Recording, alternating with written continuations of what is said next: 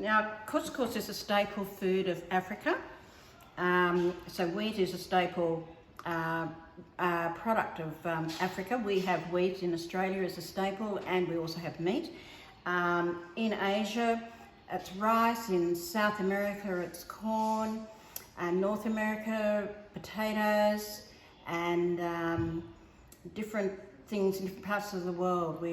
Some of them, it might be some of the big root vegetables like taro and that sort of thing are their staple food.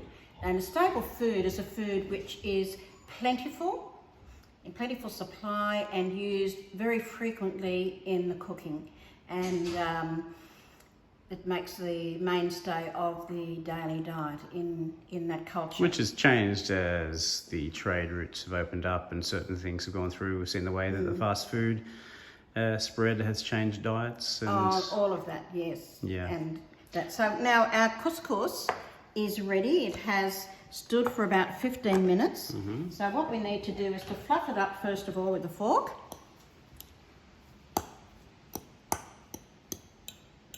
Just to loosen the grains.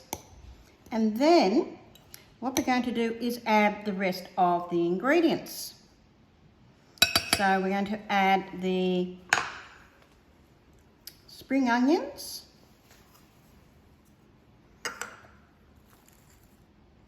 and the fruit, the currants, and to add the drained chickpeas. And did you know that the liquid from the chickpeas shouldn't be thrown away?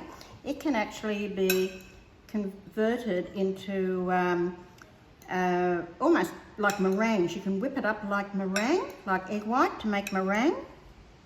Okay. And you learnt this through the Binging with Babish series that Jeremy put you onto. Yes, I did. When I heard that through there, I thought, yes, I had heard that before. I haven't tried it, but maybe it's time I tried it. I've done with myself with this. I put butter in with the couscous to...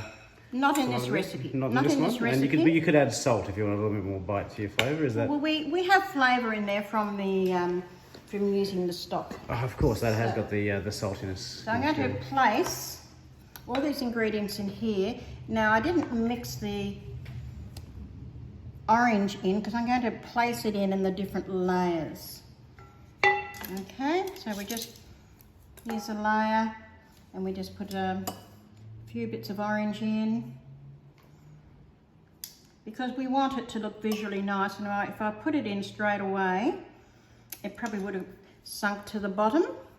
And this recipe that I'm making is found in the latest Stage 5 Food Technology textbook, the New South Wales Food Technology textbook, and which goes with the latest syllabus.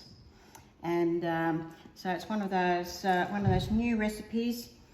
And for anyone watching, just noting there are 2 oranges segmented in this bowl. So if you've only done one and you're wondering why there's so much in here, that's now cool. One of the things you can serve with this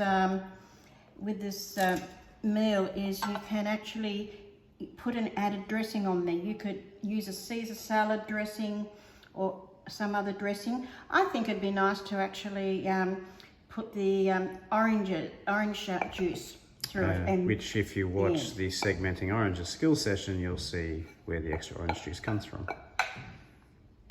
And then I'm just going to garnish it with the last few oranges. So we do know that it is orange and chickpea couscous, so the oranges weren't buried at the bottom of the dish.